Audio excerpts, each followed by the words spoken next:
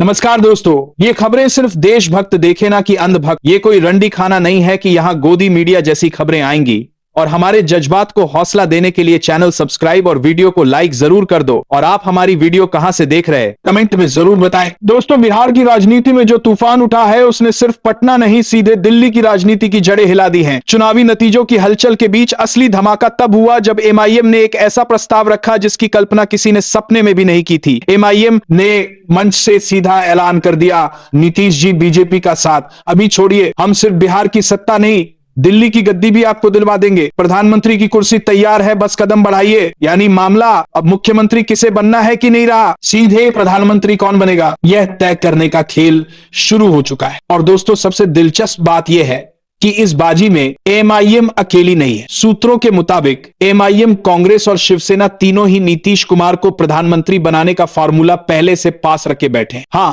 आपने सही सुना, तीनों बड़ी पार्टियां नीतीश को दिल्ली भेजने के लिए तैयार हैं। बस मौका और माहौल बनते ही खेल पलट सकता है।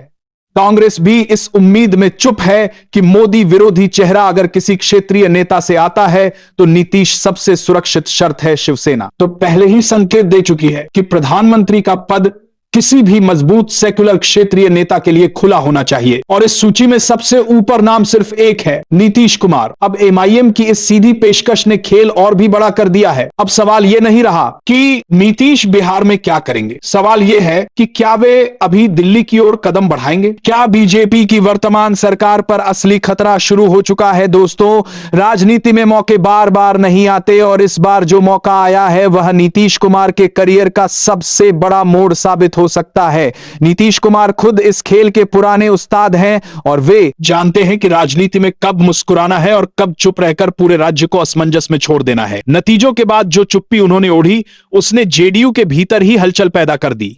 कुछ नेताओं का कहना था कि यह मौका है जब बीजेपी के दबाव से बाहर निकला जा सके, क्योंकि बीजेपी अब सीमित सहयोगी नहीं रही बल्कि अपनी ताकत के बूते जेडीयू को किनारे भी कर सकते। वहीं दूसरी ओर कुछ नेताओं की राय थी कि गठबंधन बदलने का जोखिम हर बार फलदायी नहीं होता, खासकर तब जब जिन दलों के साथ जाने की बात हो रही है वे स्वयं अस्थिर, आपस में अविश्वासी और कमजोर भूमि आधार वाले हों। लेकिन इन बहसों के बीच नीतीश कुमार का मौन यह साफ करता था कि वे स्थिति को बहुत गहराई से पढ़ रहे हैं और अपनी अगली चाल सोच समझकर ही चलेंगे। विपक्ष की स्थिति इससे कहीं अधिक जटिल थी। तेजस्वी यादव शुरुआती दौर में अपनी हार का ठीकरा रिगिंग, चुनाव आयोग, संसाधनों और मीडिया पर फोड़ते नजर आए।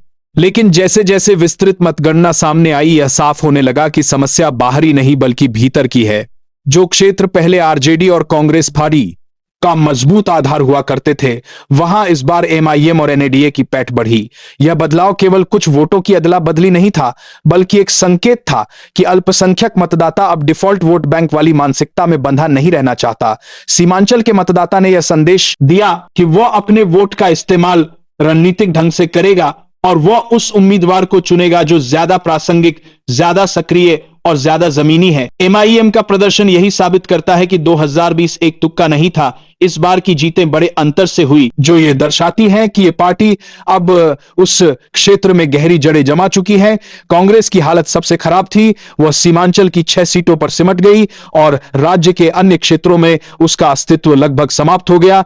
पार्टी के भीतर यह स्वीकार किया जा रहा था कि संगठन ढह चुका है, ग्राउंड वर्क गायब है और वोटर को संभालने का कोई ठोस तंत्र नहीं बचा है। आरजेडी भी अपनी सीटों में गिरावट को लेकर आंतरिक आलोचना से बच नहीं पा रही थी। कई वरिष्ठ नेताओं ने खुलकर कहा कि मुस्लिम वोटर को अपने आप मिलने वाला वोट मान लेना एक बड़ी रणनीतिक चूक है और इसका खामियाजा आने वाले वर्षों में और भी गहरा हो सकता है। ये बात भी उभर कर सामने आई कि आरजेडी ने एमआईएम के साथ गठबंधन की संभावना को खारिज कर दिया था, जिससे सीमांचल में एक समानांतर शक्ति खड़ी हो गई जिसने एनडीए को अप्रत्यक्ष लाभ दिया। बीजेपी ने इस स्थिति को बड़े चतुर तरीके से संभाला। उन्होंने किसी भी तीखी बयानबाजी से बचते हुए एक ऐसी रणनीति अपनाई जिसमें वे ना तो जेडीयू पर दबाव डाल रहे थे और ना ही किसी नए वादे की घोषणा कर रहे थे। वे शांत, व्यवस्थित थे और इस बात का इंतजार कर रहे थे कि राजनीतिक उथल पुथल के बीच नीतीश कुमार स्वयं उनके पास मजबूरी में आए। यह बीजेपी की वेट एंड वॉच नीति थी